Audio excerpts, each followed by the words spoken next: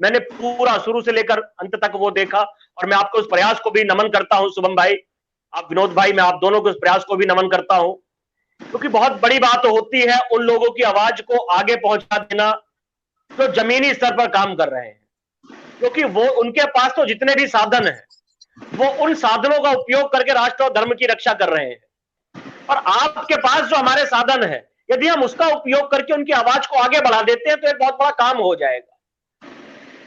आज मैं अभी कुछ देर पहले एक वीडियो मेरे पास आई, मैं देख रहा था कि एक आसिफ नाम के लड़के का मर्डर हुआ हरियाणा सोहना के अंदर, और उस मर्डर को आज बहुत बड़ा रूप दे दिया गया है और उसको दिखाया जा रहा है कि एक आसिफ की हत्या कर दी गई। आज उसके जनाजे में लाखों की संख्या में कोरोना के सारे गाइडलाइन, सारी कानून की धज्जियां उड़ाकर लाखों की संख्या में इन जिहादी उन्मादियों की भीड़ उसके जनाजे में थी, और मांग करी जा रही थी कि उसको न्याय मिले। न्याय किसको मिले? उस व्यक्ति को जो बहन बेटियों की नग्न फोटो बनाकर वायरल करता था, उस व्यक्ति को जो ब्लैकमेल करता था, आज उसको न्याय दिलाने के लिए एक वर्ग विशेष लाखों की संख्या में सड़कों पर उतर आया है। पर हमारे लोग अपने उन लोगों के लिए समर्थन में नहीं उतर रहे जिसका दोष केवल इतना है कि उसने एक अन्य विशेष समुदाय की लड़की से प्यार कर लिया और उससे शादी कर लिया, उसको कहीं लेकर चला गया।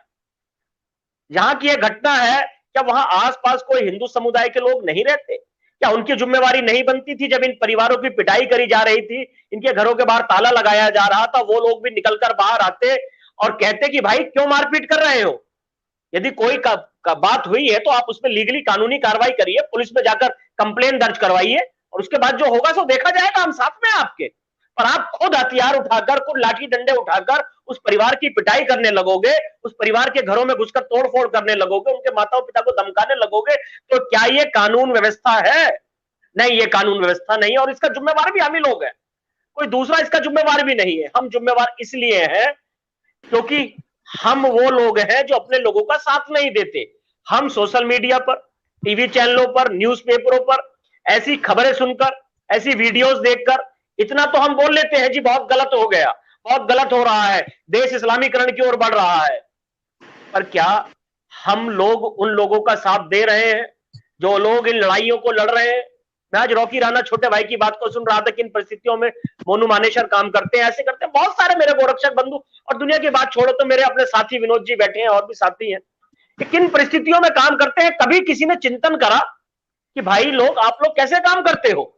बरसात दिल्ली में भरपूर हो रही है और ये विनोद भाई अपना माइक सिस्टम लेकर और अपनी गाड़ी को लेकर अकेले घूम रहे हैं। क्यों विनोद जी, आप क्यों घूम रहे हो? मेरे भाई शुभम भाई, आप क्यों रात के 2-2 3-3 बजे तक लगकर ये सारी व्यवस्थाएं कर रहे हैं कि समाज को जागरण कर सके, और ये सारी वीडियो क्लिप कहां गाय माता काटी जा रही है, कहां कुछ हो रहा है, हम लोगों को बता सके। आज एक वर्ग विशेष के व्यक्ति अपने गलत व्यक्ति के साथ भी लाखों की संख्या में सड़कों पर उतर गए हैं। कोरोना फैला हुआ है तब, कर्फ्यू लगा हुआ है, लॉकडाउन है मैक्सिमम सभी राज्यों में, तब उन्होंने उसकी परवाह नहीं करी। पर हम एक जायज मांग के साथ भी अपने लोगों के साथ नहीं खड़े हो सकते, ये है विषय। इसलिए ना कुछ हमारे साथी कहते हैं जी हमारे साथ कोई सरकार नहीं है, पुलिस हमारी नहीं सुनती, कोई कानून हमारी नहीं सुनता। क्यों भाई, क्यों सुनेगा आपकी? आपने कभी किसी थाने के बाहर जाकर 50,000 लोगों की संख्या इकट्ठी करी है किसी विषय के लिए? आपने किसी सरकार को, किसी कानून को बदलवाने के लिए कभी लाखों की संख्या में सड़कों पर उतरकर आए हो अपने राष्ट्र और अपनी सनातन संस्कृति के बचाव के लिए? एक कोई मेरे क्वेश्चन का उत्तर दे दो। और जब उतर कर आए हो तो वो कार्य हुआ है, चाहे अमरनाथ श्राइन बोर्ड का मामला हो, चाहे राम सेतु का मामला हो। जिस दिन लाखों की संख्या में हिंदू समाज सड़कों पर उतरा है तो उसका हल निकला है उस समस्या का, और घरों में बैठकर तो बात नहीं हो सकती, उस समस्या का समाधान घरों पर बैठ के नहीं हो सकता। तो ये हमें खुद आज जिस प्रकार से वो समाज सड़कों पर उतर गया है, मैं दीपक सिंह हिंदू, मैं कहता हूं ठीक करा उन लोगों ने। वो जानते हैं कि जो हम कर रहे हैं वो बेशक कानूनी रूप से गलत है, पर हमारे मजहब को आगे बढ़ाने के लिए, अपने लोगों को साथ देने के लिए वो जरूरी है। वो उस आतंकवादी के साथ भी खड़े हो जाते हैं जो पार्लियामेंट पे हमला करता है, वो याकूब मेनन के साथ भी खड़े हो जाते हैं, वो उरान वाली के साथ भी खड़े हो जाते हैं, वो फिलिस्तीन के साथ भी खड़े हो जाते हैं, वो टर्की के साथ भी खड़े हो जाते हैं, वो हर उस विचारधारा के साथ खड़े हो जाते हैं जो विचारधारा उनकी विचारधारा को आगे बढ़ा रही है। पर हम किसके साथ खड़े हैं? हम तो उन लोगों की लाइव वीडियो को आगे बढ़ाकर शेयर भी नहीं कर सकते। इतना मनमुटाव, इतनी वैमनस्यता आपस में क्यों? शुभम भाई, उनकी तैयारी पूरी है और हम लड़ाई मोबाइल फोन पर लड़ना चाहते हैं। हम बड़े बड़े सिस्टम अपने घरों में लगा रहे हैं, बड़े बड़े एलईडी टीवी, बड़ी बड़ी गाड़ियां, बड़ी बड़ी और व्यवस्थाएं सुंदर सुंदर ला रहे हैं, पर जिससे उनको जवाब दिया जाएगा वैसी एक डेसिमल पॉइंट व्यवस्था भी हमारे पास नहीं। मैं पुनः कहता हूं, उनकी तैयारी पूरी है। आज इस देश के अंदर गृह युद्ध छिड़ जाए, वो आज आपको जवाब देने के लिए तैयार बैठे हैं। पर क्या हम तैयार हैं? क्या हमारे घरों में वो व्यवस्थाएं हैं कि हम अपने परिवार के बच्चों का, अपनी बच्चियों का, अपने घर की सुरक्षा कर सके? हम किसी पे हमला करने की बात नहीं कर रहे, हम केवल अपने घरों की सुरक्षा करने की बात कर रहे हैं। हम केवल ये चिंतन करें कि क्या व्यवस्थाएं वो हमारे पास है कि हम अपने परिवार की, अपने बच्चों की, अपनी बेटियों की सुरक्षा कर सके। ये क्वेश्चन मार्क मैं छोड़कर जा रहा हूं आप लोगों के लिए। यदि ये व्यवस्थाएं आपके पास हैं कि आप अपनी बेटियों की, अपने घर की, अपने परिवार की, अपने बच्चों की सुरक्षा कर सकते हैं, तो दीपक सिंह हिंदू आपको नमन करता है। और यदि नहीं है तो सोचना पड़ेगा आपको, क्योंकि बहुत लंबा समय नहीं है आपके पास। हम जो कह रहे हैं ना 10 साल बाद की अभी घटना है, हो सकता है ये सारा प्रक्रम अगले हफ्ते, अगले महीने, अगले साल कभी भी शुरू हो सकता है। दिल्ली ही नहीं, पूरा देश बारूद के ढेर पर बैठा है और एक चिंगारी लगनी है और जल उठेगा। मैं पुनः कहता हूं, जीतेगा वो जिसकी बाजुओं में बल होगा, जो संगठित होगा, जो एक होगा, जो एक दूसरे का साथ देगा। अन्यथा ये विधवा विलाप चलता रहेगा। हमारे बेटों का कत्ल कर दिया, हमारी बेटी को भगा कर ले गए, हमारा कोई साथ नहीं दे रहा, हमारी पुलिस नहीं सुन रही, हमारी सरकार नहीं सुन रही, ये चलता ही रहना है। जिस दिन 110 करोड़ हिंदू इस देश का इकट्ठा होकर कह देगा मैं सबसे पहले हिंदू हूं शुभम भाई, मैं आपके साथ हूं, आप कहिए करना क्या है, तो ये दीपक सिंह हिंदू विश्वास दिलाता है। चाहे माननीय नरेंद्र मोदी जी की सरकार हो, चाहे राहुल गांधी की सरकार हो, चाहे ममता बनर्जी की सरकार हो, वो सारे के सारे अपने घुटनों पर बैठकर कहेंगे कि भाई आप बताइए करना क्या है। 110 करोड़ की ताकत है आपके पास और आप तब भी गिड़गिड़ा रहे हो, तो ये सोचने का विषय है। 110 करोड़ होते हुए भी आप गिड़गिड़ा रहे हो, आपकी बेटियां भगाई जा रही हैं, आपके घरों पे हमले करे जा रहे हैं, आप अपने तीज त्योहार नहीं मना पा रहे, आपके मंदिर तोड़े जा रहे हैं, तो ये चिंतन आपको करना है, सरकारों को चिंतन नहीं करना है।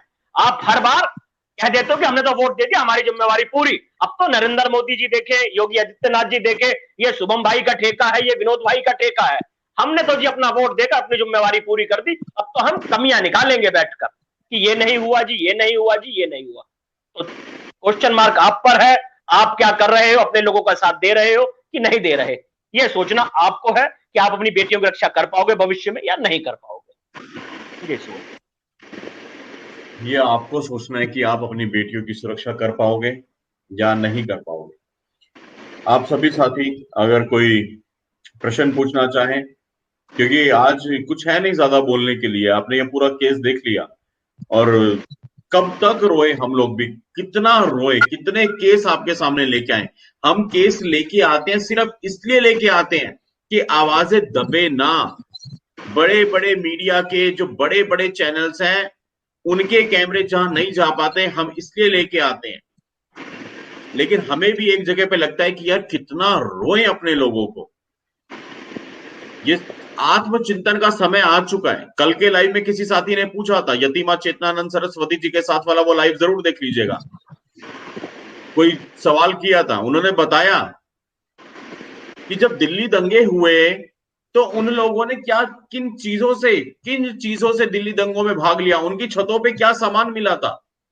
पानी की टंकियों में तेजाब भरा था। हम कहते हैं पंचर वाले, वो पंचर वाले टायरों की उन्होंने गुलेले बनाई थी, बड़ी बड़ी रिक्शा बनानी थी। जी जी बिल्कुल। तो हम जो अभी बात कहते हैं कि हमें वो गाड़ी चलाने वाले लाइसेंस वगैरह की बातें, और मैं हमेशा एक बात कहता हूं, जिंदा रहोगे तो कोर्ट कचहरी बात में निपटते रहना। यही तो केस लगेगा कि गैर लाइसेंसी गाड़ी आपके पास में थी। अरे भाई जिंदा तो बच जाओ। और जब आपकी मां बहनों बेटियों के साथ में अत्याचार होगा तब आप कोई कानून देखोगे क्या? आत्मरक्षा का अधिकार तो संविधान भी देता है। ये बहुत सारी बातें हैं, कितना बोले कब तक बोले। और जैसा आजाद विनोद भाई ने कहा देखिए, जितने साथी हमें कैमरे के उस तरफ देख के सुनते हैं हर रोज, मैं उनको बहुत बहुत नमन करता हूं। आप लोग दोपहर में 1 बजे भी सुनते हैं, शाम को 5 बजे भी सुनते हैं, रात को 9 बजे भी सुनते हैं। आप में कहीं कोई कमी नहीं है। आप सभी साथी इस मिशन को ताकत दे रहे हैं।